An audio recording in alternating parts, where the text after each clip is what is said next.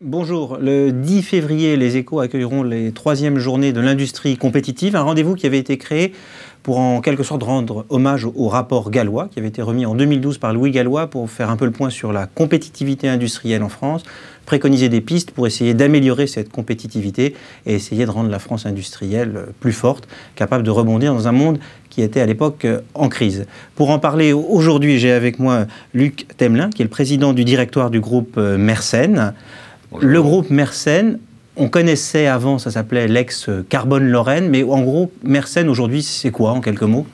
Eh bien écoutez, c'est toujours la continuité de Carbone Lorraine. On est un groupe international, avec à peu près 10% de notre chiffre d'affaires uniquement en France, le reste donc à l'international. Et vous fabriquez quoi? Alors on est dans le milieu industriel, on sert l'industrie B2B, hein, comme on dit, donc avec des grands partenaires. Vous êtes un fournisseur des industriels. Fournisseur des industriels, vous ne verrez pas nos produits, enfin disons le grand public ne peut pas les voir, hein, ils sont, je dirais, localisés dans des procédés ou dans des équipements. Donc voilà, 60... Qui fait quelle taille, à peu près quel genre de chiffre d'affaires? 750 millions d'euros, un petit peu moins. Vous êtes dans le cadre des ETI, ce qu'on appelle les ETI. Une grosse ETI, quand même très internationale, je pense, pour une ETI française. Hein, on a 40 sites dans le monde. On fait 30% de notre chiffre d'affaires aux États-Unis, 30% en Europe, et puis le reste quasiment en Asie. Et comment est-ce que vous allez aujourd'hui? On parle souvent de la crise de l'industrie. Comment est-ce que vous avez traversé la crise? Est-ce que le groupe Mersen est un groupe aujourd'hui en forme? Nous sommes, compte tenu du contexte, je pense, en forme. Hein. On a été un petit peu mieux dans les années 2011, hein, où on a eu notre pic de chiffre d'affaires et d'activité. Voilà, donc on est sur une ambiance économique assez morose, mais je pense que ça redémarre. On a touché, disons, le bas en 2012-2013.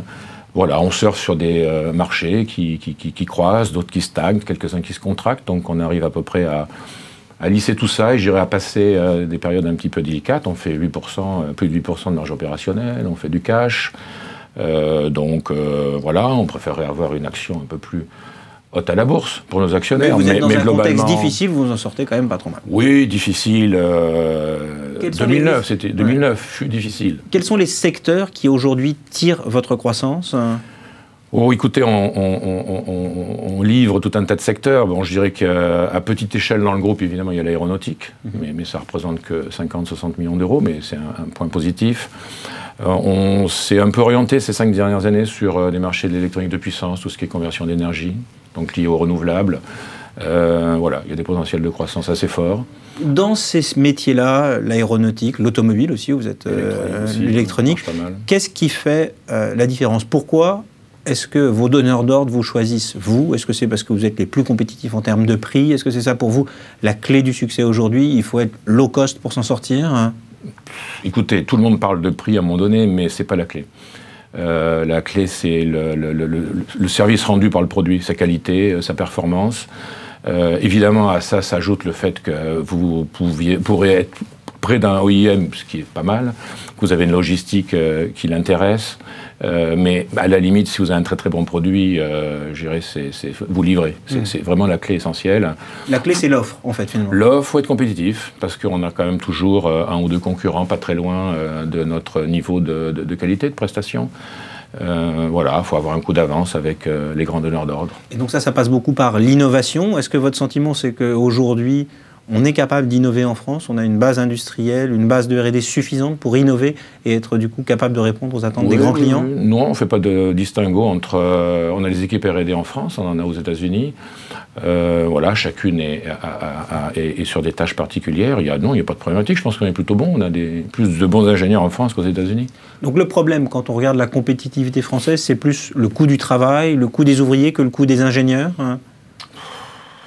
C'est compliqué à répondre. Non, mais dans l'absolu, évidemment, vous produiriez à coût zéro. Vous auriez une super compétitivité, mais ça n'existe pas. Non, je pense que voilà, faut être positionné sur un créneau de produits high-tech. Je pense qu'en France, il faut abandonner le fait de faire des produits pas très techniques. On n'a pas les bases de coûts pour les faire.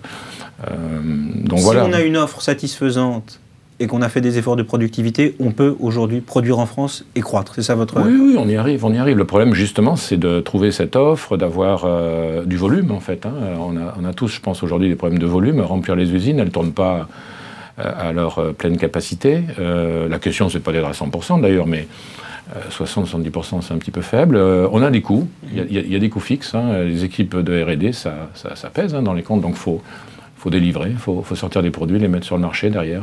Depuis 2012, depuis le rapport Gallois, est-ce que vous avez l'impression que le débat sur la place de l'industrie en France, sur la compétitivité, a évolué plutôt dans le bon sens? Est-ce que des progrès ont été faits pour le pays en général et qui ont pu avoir un impact positif sur vous, hein? Oh, le débat, de toute façon, ça fait du bien de mettre ce genre de sujet sur la table. Après, bon, c'est vrai qu'il y a quand même des relations en France un peu... voilà, je dirais que les gens qui travaillent dans les usines sont en attente d'augmentation, de pouvoir d'achat, voilà, même si l'inflation est très faible.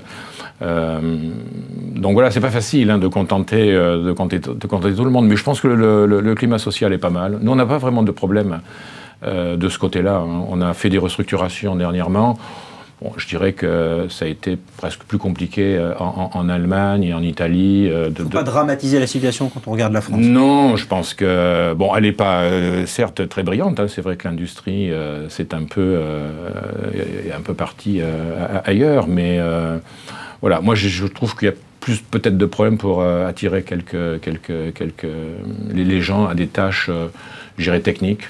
On a quand même des difficultés, on fait un transfert sur C'est lié à quoi? C'est un problème de formation, vous pensez? Je pense qu'il y a un peu moins de gens, effectivement, qui sont dans les filières techniques, de formation sur des machines particulières, de procédés industriels.